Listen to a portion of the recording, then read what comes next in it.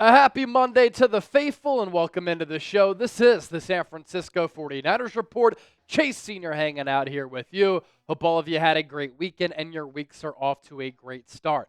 Coming up here on the show, another fantastic program here. A 49ers roster projection following Niners OTAs and Minicamp as we look ahead to Niners training camp at the end of July. A lot of really interesting roster battles that we have to discuss here on the show. I do want to begin with this, though, because it really does set the table for what we're going to talk about here today. And I just want to gauge where the fan base is at as far as this roster construction. How would you grade the Niners 2025 roster right now on the Madden scale? 1 to 100, 100 being the best roster in the NFL, 1 being the worst. Be honest with me and join the conversation down in the comment section. Let's begin at the quarterback position. Brock Purdy got that contract extension. He is the face of the franchise and QB1 going into 2025 and beyond. He's, of course, going to be the starting quarterback under Kyle Shanahan.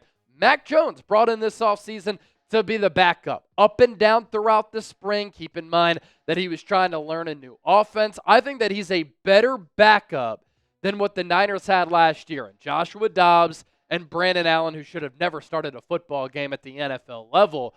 I don't think the Niners go with 3 quarterbacks because I think they can afford to let go of Tanner Mordecai.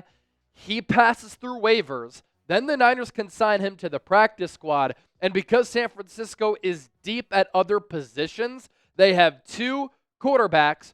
Mordecai can be the emergency third on game day, and he is the practice squad player at QB. To the running back position, Christian McCaffrey looks to have a healthy bounce back 2025 campaign after he only played 4 games last year. Isaac Guerendo has been one of the most improved players throughout the spring, 220 pounds and 4.3 speed. I think Kyle Shanahan needs to manage the workload for McCaffrey more, which in turn I think can help out this offense because Guerendo has special ability. The Niners did draft running back Jauan Jennings out of Oregon in the 5th round, one of the deepest running back classes ever. If it weren't a historic running back class, I think Jauan Jennings could have been a 3rd rounder, maybe even a 4th round pick. Patrick Taylor, because of his special teams value, ends up making this team as RB4. 6'2", runs a little bit too upright, but again, he can contribute under new special teams coordinator Brant Boyer and then Kyle Juszczyk. Back with the Niners, longest tenured Niner on the team. The Niners, once again, going to be utilizing the fullback position under Shanahan. At wide receiver, Brandon Ayuk will start the year on PUP, in my opinion, so he doesn't occupy a 53-man roster spot, and so the wide receiver room will look as such. Jauan Jennings, wide receiver 1. Ricky Pearsall, wide receiver 2. Hopefully he can stay healthy because if he can, I think that he can be really explosive for this team. Demarcus Robinson, an excellent option at wide receiver 3. You have the rookie 4th-round pick Jordan Watkins coming off a really strong spring. One of the big breakout candidates coming out of OTAs and minicamp is second-year wide receiver Jacob Cowing. He, too, can contribute as a punt returner, gadget guy, and deep threat on offense. And then I think the Niners, because Ayuk will be on PUP, will take a chance on Isaiah Neyor.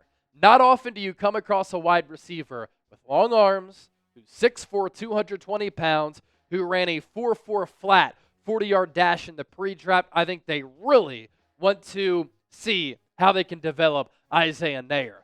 At tight end, Luke Farrell was a big free agency addition by the Niners. The original reported contract was way too much money.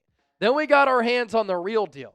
Not as bad as what we thought. The Niners last year, and I had talked about this, really missed a bona fide blocking tight end. Luke Farrell is one of the top blocking tight ends in the NFL. He'll be used in the pass game from time to time. But his presence, I think, is going to help this offense a lot. Without Deebo Samuel, I expect George Kittle to be more involved in the pass game, as he should be, because he's so dynamic in catching the ball, picking up yards after the catch, has that great rapport with Brock Purdy, and he just signed that new deal. And because Farrell is a good blocker, and the Niners missed that last year, it takes Kittle away from having to block so much. Now, what's interesting is that the Niners did bring back Ross Dwelley, who Luke Farrell pretty much replaced because the Niners missed that Dwelley type of guy last year. I think that Dwelly can go on the practice squad. Look out for Mason Pline and Jake Tonches as well. The Niners like those other tight ends. I'm going to rock with 10 offensive linemen.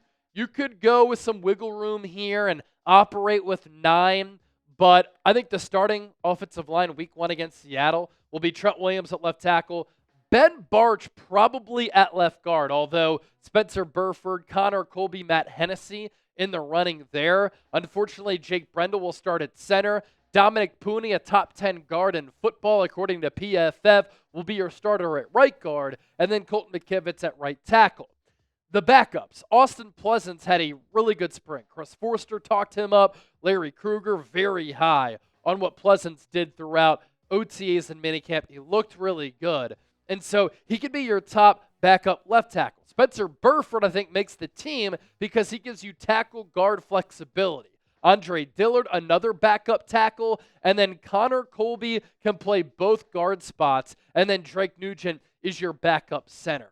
So you look at this offensive line depth chart. That would mean, with my roster projection, that the Niners move on from a player like Nick Zakelj.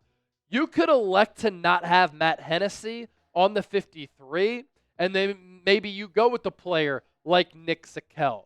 But the roster battles there for backup guard, backup tackle are going to be very good ones and stiff competitions throughout training camp and the preseason.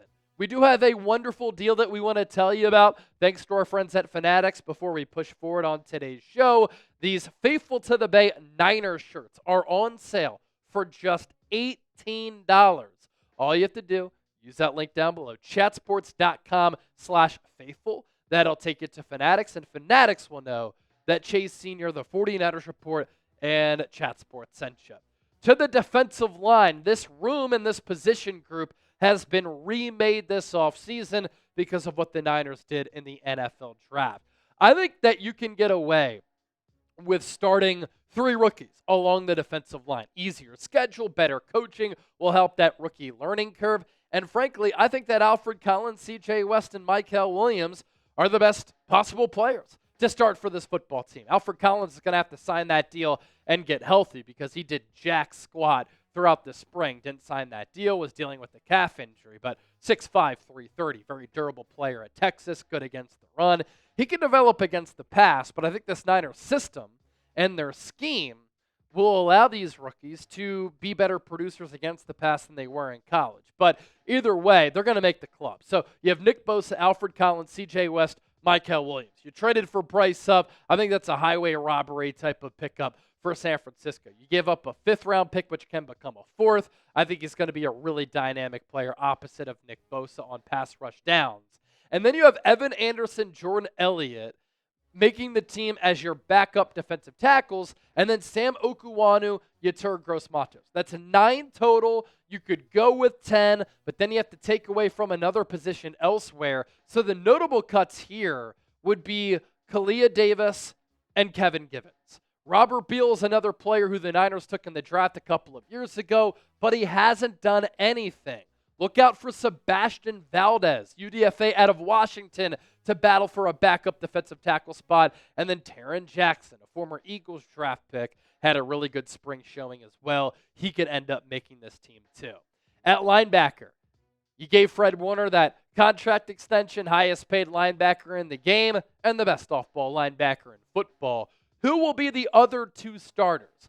My money is on rookie Nick Martin and D. Winters, who has been one of the most improved players on defense throughout this offseason. You took Tatum Bethune in the 7th round. I think he's your top backup middle linebacker. Doesn't have the speed to play weak side or strong side. And then Luke Gifford has been one of the top special teams players in the NFL. The Niners really want to be better with that 3rd phase of the game. Luke Gifford helps you.